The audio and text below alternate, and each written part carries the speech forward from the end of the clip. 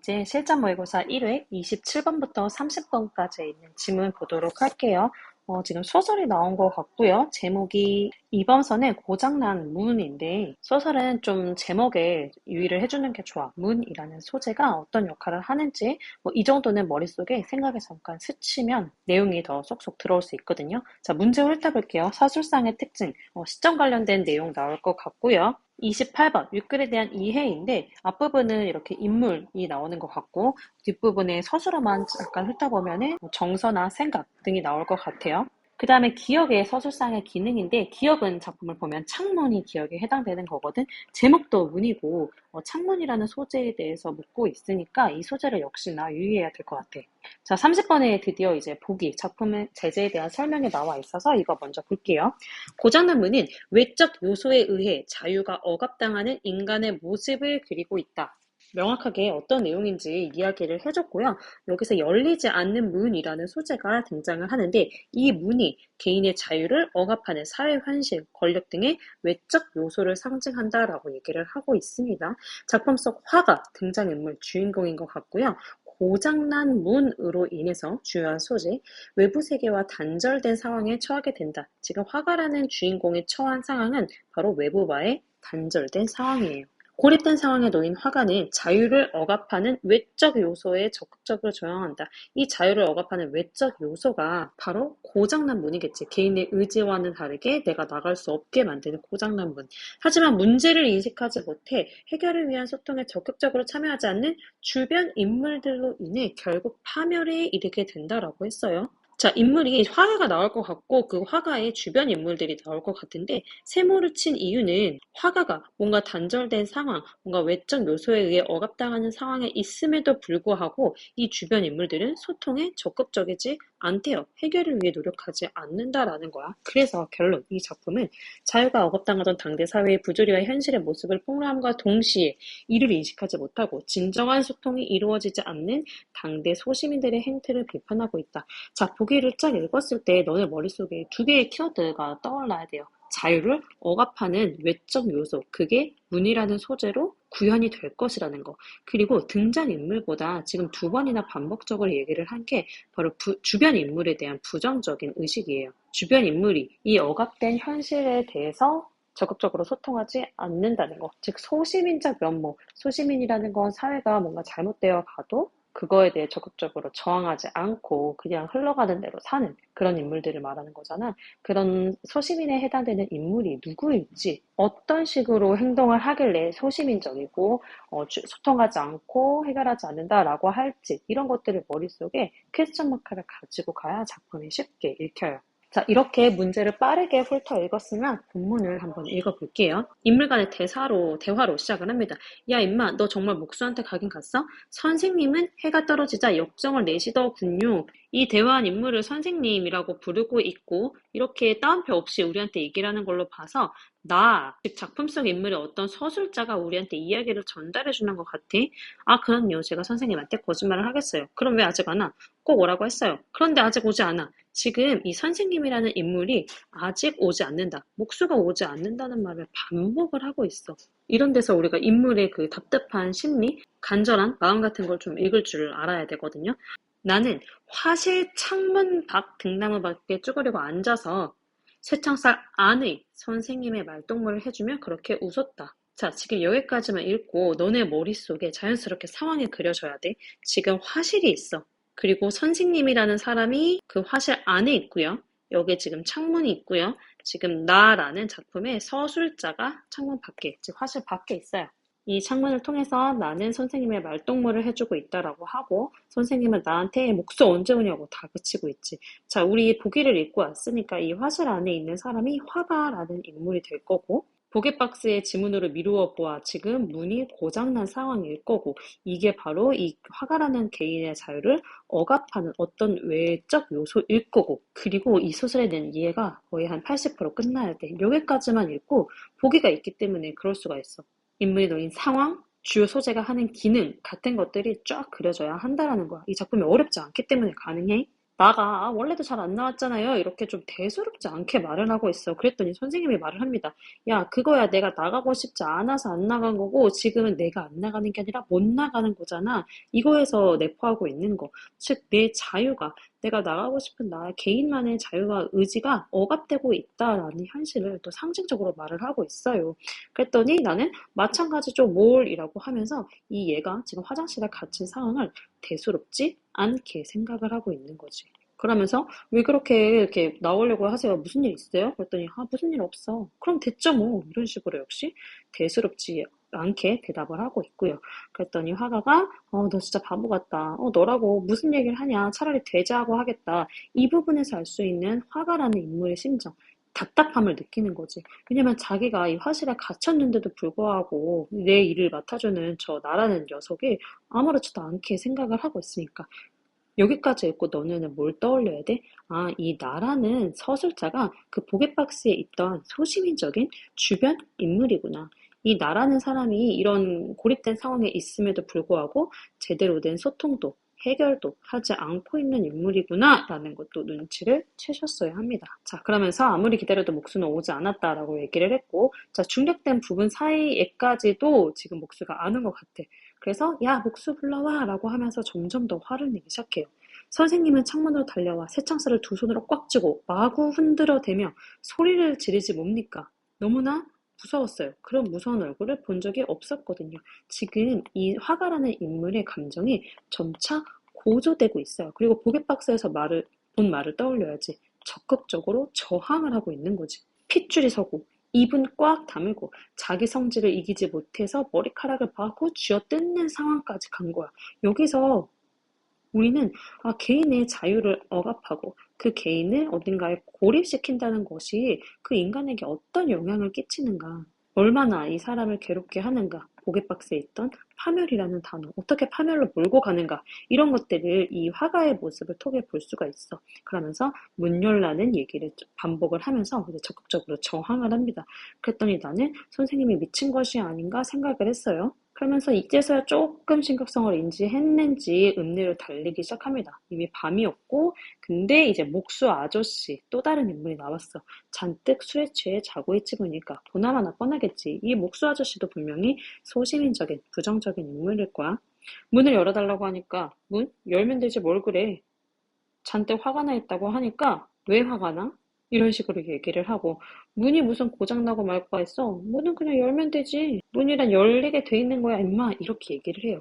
자, 여기에서 우리가 확신을 할 수 있겠지. 이 목수라는 인간마저도 상황에 대해서 인지를 제대로 하지 못해. 이 엄청난 고립된 상황에 있는 상황을 인지하지 못하고 소통을 하지 않고 해결을 하지 않는, 한마디로 이게 지금 얼마나 문제인지 모르는, 똥인지 된장인지 모르는 인물로 나오고 있는 거죠.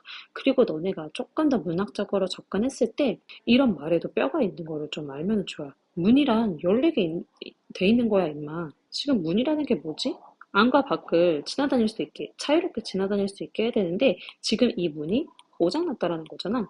문이 열리게 돼 있는 게 당연한 것처럼 자유라는 건 누리는 게 당연한 거잖아. 그런데 문이 고장난 것처럼 그 자유가 억압당하는 현실이 얼마나 말이 안 되냐.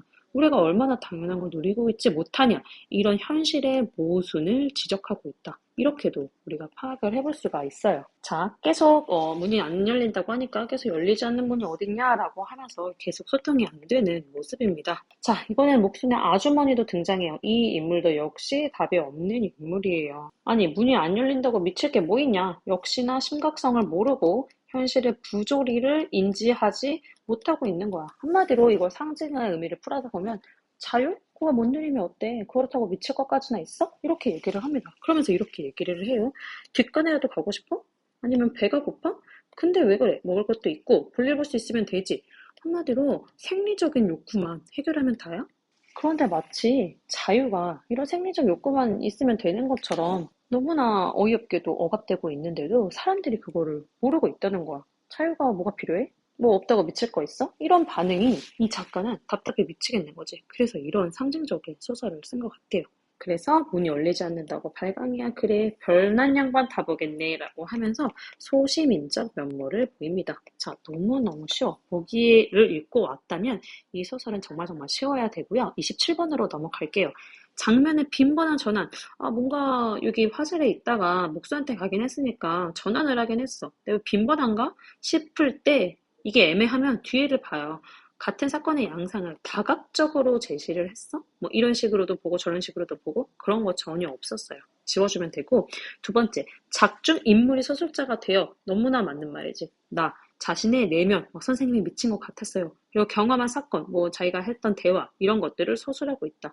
2번보다 맞는 설명은 없을 것 같을 정도로 2번 답에 너네가 확신이 서야 돼. 그러면 3, 4, 5를 읽을 필요도 없거든. 선생님은 이걸 풀 때 실제로 2번까지만 읽고 넘어갔어요. 너네도 문제를 많이 풀다 보면 2번에 강한 확신이 생길 거야. 그러면 넘어가시면 되고요. 하나하나 뜯어 보면 왜 틀렸는지 알 수 있을 거고요. 자, 28번으로 갑니다. 자, 어렵지 않게 풀었을 것 같은데 정답은 4번이었어요. 늘 얘기를 하지만 인물과 인물 간의 그 말과 행동의 인과관계를 잘 파악하라고 했거든. 선생님이 역정을 낸 것은 목수가 밤늦게 도착할 것임을 나에게서 들었기 때문이야? 아니야, 목수가 언제 도착하느냐 이런 얘기를 해준 적이 없어. 얘가 화낸 거는 목수가 아직도 오지 않았기 때문에 화낸 거지, 언제 도착하고 말고는 모른단 말이에요. 쉬었기 때문에 되게 빨리 발견했을 것 같고요. 혹시 이 문제를 틀린 사람이 있으면 1, 2, 3, 5번에 해당하는 근거를 소설 속에서 다 찾아서 줄을 그어서 연결을 해보세요. 이 선생님의 모습을 보고 두려움을 느끼는 부분은 어딘지, 이렇게 여긴 걸 알 수 있는 부분은 어딘지를 꼭 찾아보는 연습을 하셔야 합니다. 그리고 사실 이 정도 쉬운 난이도의 소설은 본문으로 지문으로 돌아가지 않아도 앞에서부터 쭉 읽으면서 이건 맞지 맞지 맞지 하고 넘길 수 있어야 돼. 이렇게 4번처럼 아니지 않나 하는 것만 지문으로 돌아가서 역시 아니네 하고 답으로 정하면 되는 거예요. 자, 29번으로 갈게요. 창문의 서술상의 기능. 창문이 나온 부분의 앞뒤 맥락을 잘 살펴봐야 풀 수 있는데, 창문의 앞뒤 맥락을 봤을 때는 얘가 창문을 통해서 얘한테 막 말을 하고 말동무 해주고 이런 상황이었어. 1번. 내부와 외부의 소통을 가능하게 하는 통로이다. 선생님은 1번 읽고 뒤에를 아예 안 읽었어. 이거보다 맞는 답은 나올 수가 없어. 1번을 읽고 1번이 답이 아니면 이 작품은 오류이겠다, 논란의 여지가 있겠다 싶을 만큼 1번이 너무 맞는 거야. 창문이 소통을 가능하게 하지 않으면 뭐를 했겠어. 그러니까 뒤에 거를 읽을 필요도 없는 거예요. 실제로 읽어보면 되게 그럴듯하게 말도 안 되는 처리를 해놨거든요. 넘어갈게요. 30번도 보기에 너무 자세하게 설명을 해놨기 때문에 어렵지 않게 풀 수 있는데, 읽으면서 다 끄덕끄덕 할 수 있어야 돼. 문을 열기 위해 목소리를 불러오라고 소리치는 선생님의 모습, 자해를 억압하는 외적 요소를 해소, 그러니까 고장난 문이지 이 요소가, 그걸 해소하기 위해 저항을 하는 부분이다. 아까 본문을 읽으면서도 파악했고요. 그리고 문이 안 열린다고 발광이야 라고 하는 목수 안에는 부조리를 인식하지 못하는 소시민의 모습, 이것도 우리 본문에서 설명을 했죠. 대수롭지 않게 여기는 거, 계속 소통이 이루어지지 않는 거 얘기를 했고요.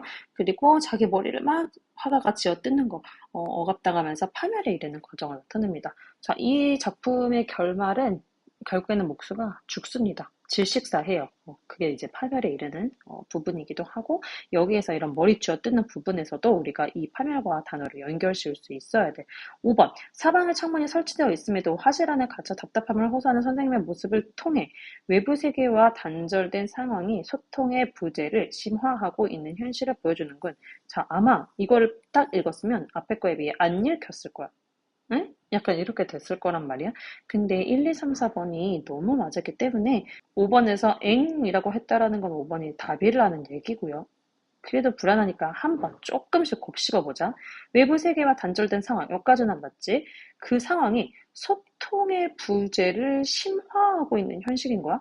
이 단절된 상황이 원래도 소통이 안 됐는데 그거를 더 안 되게, 더더더 안 되게 하고 있는 거야? 아니지. 그냥 단절된 상황이 있고 이 단절된 상황에 대해서 소통이 인물들과 잘 안 되고 있는 거야.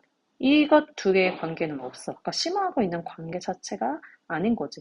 근데 되게 그럴듯하게 선지를 만들어놔서 너네가 잉이라고 했겠지만 곱씹어 보면 5번은 맞는 말이 될 수 없습니다. 그렇게 답을 고르시면 돼요. 30번 정도는 조금 생각할 수 있는데 앞에 세 개의 문제는 정말 순식간에 너네가 풀었어야 해. 만약에 이런 지문과 이 정도의 문제가 수능에 나왔다면은 정말 빨리 풀어야 되거든요. 이제는 그런 이제 속도를 조절하는 스킬까지 우리가 좀 고려를 할 때예요. 그러면 다음 지문으로 넘어가겠습니다.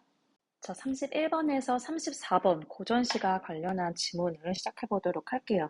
일단 너네가 31에서 34까지 문제를 쭉 훑어봤을 때 별다르게 체크할 부분이 없었거든. 보기가 제시되지 않았고 단서가 될 만한 것들이 없었기 때문에 바로 이제 지문으로 넘어올 건데, 가를 쭉 살펴보면은 소지영 시가는 이렇게 시작을 하잖아. 그러니까 나, 다가 아마 소지영 시가에 해당되는 걸 거고, 가가 그러니까 보기에 들어가는 그 작품에 대한 설명, 작품 해석에 참고를 할 수 있는 그런 지문이 해당이 될 거야. 그러면 왜 어떤 건 보기에 들어가고 어떤 건 가, 이런 식으로 지문 안으로 들어가냐면, 보통은 좀 길이가 길고 작품에 대한 좀 직접적인 설명보다는 약간 배경 지식처럼 활용할 때, 그러니까 좀 층위가 보기의 글과 이 지문의 글이 조금은 다르거든. 그럴 때 이제 지문으로 들어가거든. 지문으로 들어갔을 때가 글이 조금 어려워. 그래서 독해를 요구를 하기도 해요. 어쨌든 나다의 이제 단서가 될 거니까 빠르게 읽어볼게요. 소지형 시간은 조선 후기로 넘어오면서 소송의 사례가 증가하고 동원되는 소지 형식이 보편화됐다. 그냥 딱 봤을 때 소송이 소재가 되는 시가가 소지형 시기겠구나 라고 이제 이해를 하고 넘어가를 하면 돼. 그러면서 쭉 읽어봤을 때 청원서, 진정서 등을 생각하면 된다 라고 생각을 하면 되고요. 그리고 청원 내용을 자유롭게 진술할 수 있고, 그리고 문학적 수사 장치가 동원된다는 점에서 문학 양식과의 접변 및 교섭 가능성이 일정 부분 열려있는 특성을 지니고 있다. 문장이 조금 어려울 수 있어. 근데 문학 간 교섭이라는 단어를, 개념을 아는 친구들은 그렇게 어렵지 않았을 텐데, 장르와 장르 간에 서로 간섭이 일어나고 서로 영향을 끼치고, 그러니까 경계가 약간 모호해질 만큼 합쳐지는, 융합되는 그런 것들을 생각을 하시면 돼요. 그러니까 소송장 자체가 문학이 아닌데도 이런 접점 때문에 이제 문학과 간섭이, 교섭이 있었다라는 얘기입니다. 그리고 소지 본래의 성격이 청원과 진정에 있다. 다시 한번 얘기를 했고요. 그렇기 때문에 시가의 경우 심적 지향, 자기가 원하는 바를 진술하거나 소망하는 바를 청원하는 특성을 지니고 있다. 이렇게 이해를 하시면 되고, 여기에 표현상의 특징도 나와 있어요. 뭐 말노름, 과장, 전고, 옛날의 이야기 같은 거, 차용 등 수사적 장치가 동원된다. 한편, 중요한 내용이 나오겠지. 이렇게 욕망을 표현하긴 하는데 그것만 무절제하게 표출하는 게 아니라 작품 말미에서 청원 및 진정을 처리해주는 권한자가 처분을 제시하는 내용이 포함된대요. 그거의 기능은 화자의 과도한 욕망을 경계시키는 주제의식을 보여주기도 한다. 그럼 너네가 나와 다를 읽을 때 내가 뭘 머릿속에 넣어야 되는지를 가를 보고 파악할 수 있으면 돼. 뭐냐면 이 장르적 특성을 고려했을 때 심적 지향, 뭘 원하고 뭘 소망하는지를 먼저 파악을 해야 할 것 같고요. 거기에 해당되는, 거기에 활용된 이제 문학적 표현 장치, 그리고 마지막에 어떤 처분이 나가지고 욕망을 경계했는지까지를 너네가 구조화를 한 다음에 작품을 읽으시면 됩니다. 나 작품으로 가볼게. 삼가 뜻하는 바를 아래에 오니 상제께서 처분하옵소서. 이 상제가 앞에서 말한 이 권한자에 해당하는 걸 거고, 이 처분하옵소서가 지금 화자가 바라는 바야. 화자는 이 상제가 자기한테 어떤 처분을 해주기를 바래서 이 글을 올린 거예요. 어떤 처분을 바라는지를 우리가 보면 되겠지. 주천이 각주가 나와 있는데 지명이라고 생각을 하시면 돼요. 굉장히 좋은 이상적인 공간의 지명이고요. 주천이 주인이 없다. 그래서 오래도록 황폐하였으니 그 이유를 살피신 이후에 제가 바라는 일을 처결해서 허락해 주세요. 그거를 공중문서로 발급해 주세요. 이 부분이 바로 뭐 주제의식이라고도 할 수 있고, 이 화자가 바라는, 소망하는 바이겠네. 근데 명료하지는 않아. 되게 돌려 말했거든. 주천이 비어있다. 내가 바라는 바를 처리해달라. 그러니까 뭐 우리가 맥락상으로 파악해보길래 주천을 내가 가질 수 있게 해달라. 이런 식으로 생각을 해볼 수 있을 것 같아요. 그런데 그 다음 단락으로 갔을 때 상제께서 소장 안에 소소하는 바를 다 살펴보았거니와 그래 네가 원하는 걸 살펴봤어 라고 했으니까 여기에서부터는 권한자의 처분에 해당되는 내용이 나오겠네. 처분은 이렇습니다. 유령, 이백도, 각주를 읽어봤을 때 아주 옛날에 중국에 좀 풍류를 즐겼던 인물들 같거든. 이 사람들도 토지나 전결세를 나눠받지 못했는데 하물며 세상의 공적 물건이라 제 마음대로 못할 일이라 된대 안 된대. 안 된대. 결국에는 얘의 소망, 얘의 청원을 거부를 했어요. 그 이유는 뭐래? 공적 물건이라서 마음대로 할 수 없대. 그거에 대한 설득력을 주기 위해서 옛날에 이런 인물들도 그런 거 나눠받은 적이 없다. 이렇게 얘기를 한 겁니다. 나는 그렇게 어렵지는 않았고 결말까지 봤을 때 얘가 바라는 일이 조금 더 명확해졌지. 이 땅을 달라고 한 것 같고 안 된다고 한 것 같고요. 자, 이제 다로 갑니다. 다의 내용이 되게 길어. 그런데 너네는 가를 먼저 읽어서 머릿속에 어떤 걸 내가 파악할지를 넣어놨기 때문에 사실 앞부분은 조금 대충 슬슬 읽어도 됩니다. 결국에는 얘가 소망하는 바, 뭔가 억울한 게 있어서 소장을 접수했을 거 아니야. 그 욕망만 우리가 캐치해주면 돼. 그래서 그 욕망이 나올 때까지의 배경 이야기는 빠르게 넘어갈게요.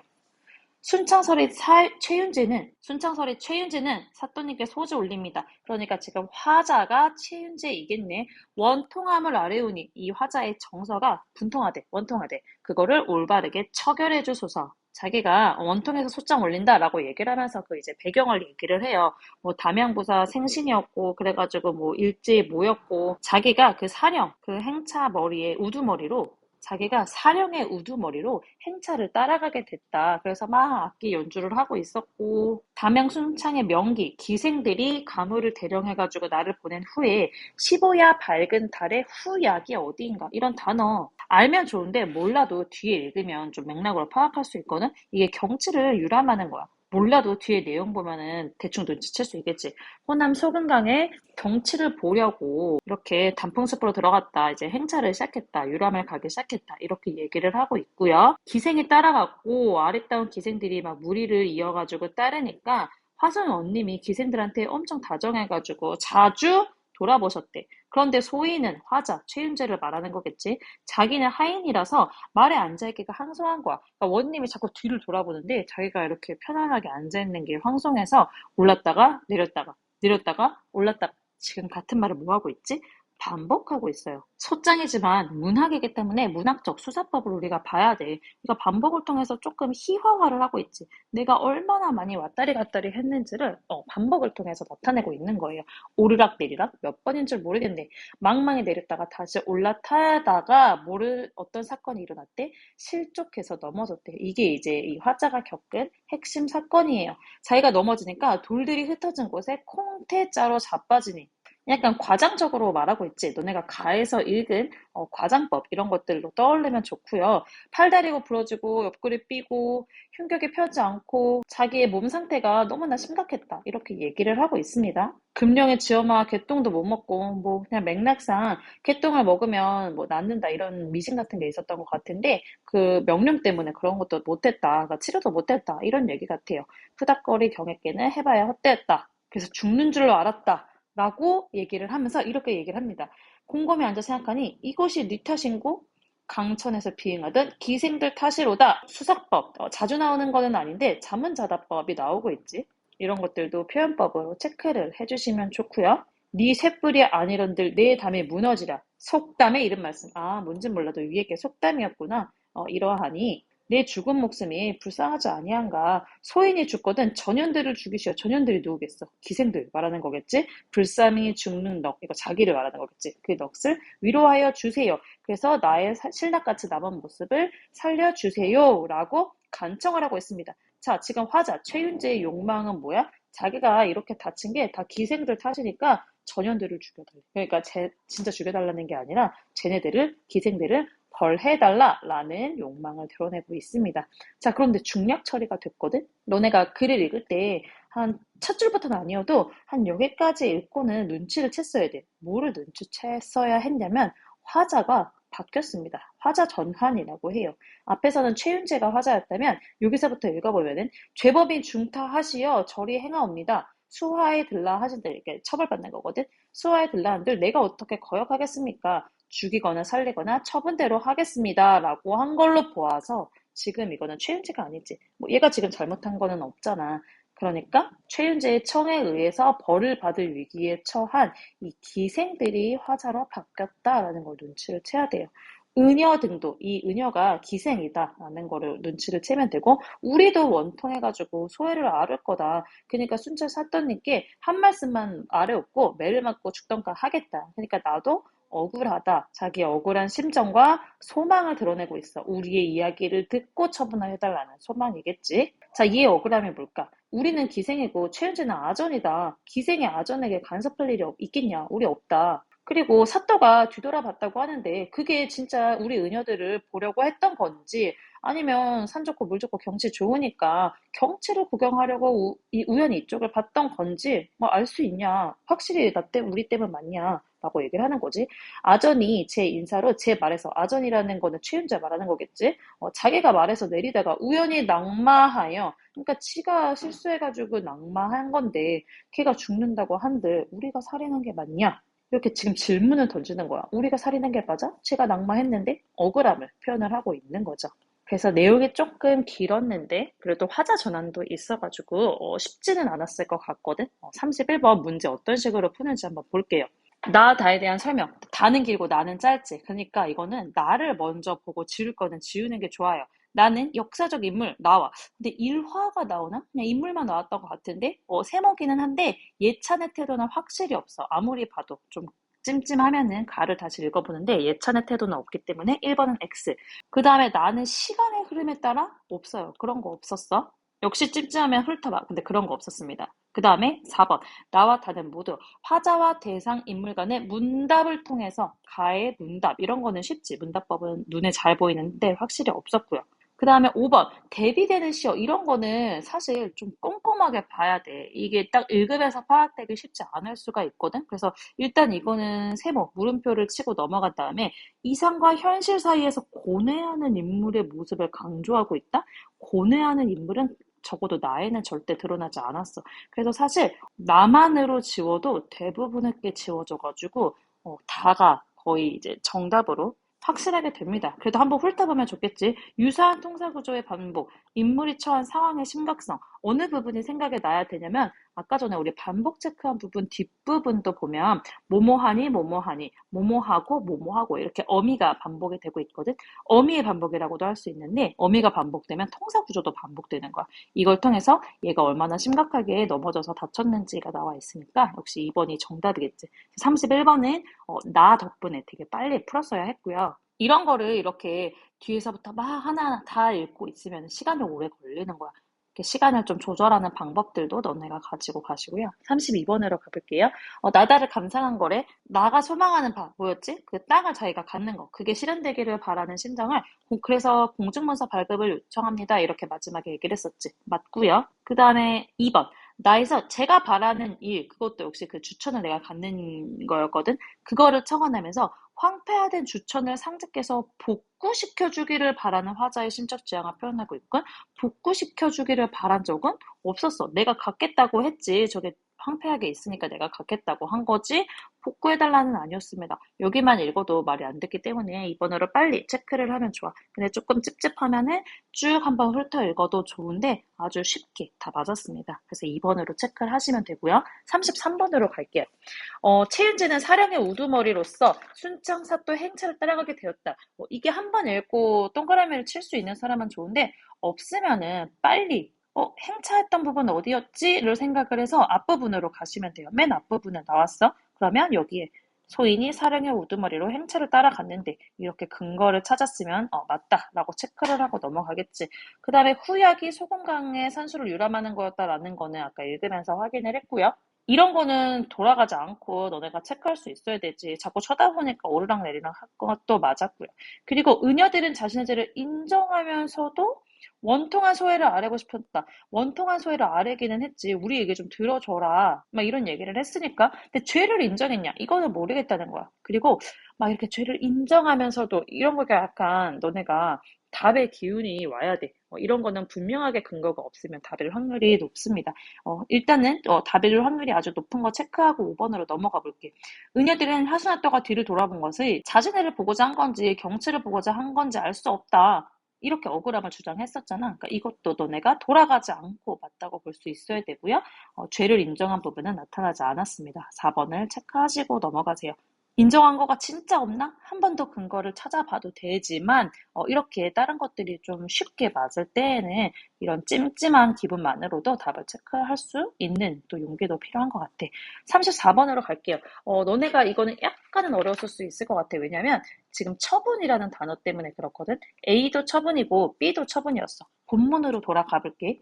A의 처분은 어디 나왔냐면 내가 원하는 바를 말할 테니까 너가 처분해 주소서라고 얘기를 했는데 너네가 이 처분의 단어 뜻만 생각을 하고 진짜 처분, 그러니까 여기에서 안 돼라고 한 처분을 생각하고 문제를 풀면 문제가 안 풀렸을 거야. 그런데 지금 이렇게 A 처리를 해놨을 때는 분명히 위치가 이렇게 있는 거거든. 얘가 여기서 말하는 처분은 이 화자가 이거를 올릴 때, 그러니까 처분을 실제로 받기 전에 얘기하는 처분이야. 그러니까 얘가 기대한 거는 뭐겠어? 이 주천이라는 땅 내가 갖게 처분해 주소서라는 얘기의 처분일 거지. 그러니까 이 위치를 따져봤을 때 이 화자의 소망과 연결지어서 처분을 생각을 하셔야 되고요. 이것도 마찬가지야. 은여들이, 기생들이 죽이거든 살리거든 처분대로 하려니와 네가 우리한테 어떤 그런 처분을 내려도 따를 것이니와 그래도 원통하니 알리겠다라고 했어. 그러니까 이것도 지금 실제로 난 처분이 아니라 여기서 기녀들이 말하는 처분, 죽이거나 살리거나 하는 최윤재의 그 소장에 대한 처분을 말을 하는 거겠죠. 자, 그거를 머릿속에 넣고 문제를 봤을 때 정답은 쭉 읽어봤을 때 상실감, 처한 상황 고려, 뭐 현실 고려 이런 거 잘 읽히지 않았을 거야. 왜냐면 말도 안 되기 때문이야. 근데 4번쯤으로 가보면 정답이 보여야 돼요. 화자가 원하는 결과에 대한 기대가 있는 처분이지. 얘가 말한 처분은 추천 나 주는 공중문서 써줘 이거니까 기대가 담겨 있고요. 그 다음에 B는 화자가 기녀들이 수용해야 하는 결과에 대한 존중, 어떤 처분이든 받겠다에서의 처분이니까 그 결과에 대한 존중, 수용하겠다는 의지 이런 것들이 담겨 있다고 볼 수가 있죠. 그래서 4번이 정답이 됩니다. 이렇게 해서 실전 모의고사 1회 문학 부분 마무리되었어요. 고생하셨습니다.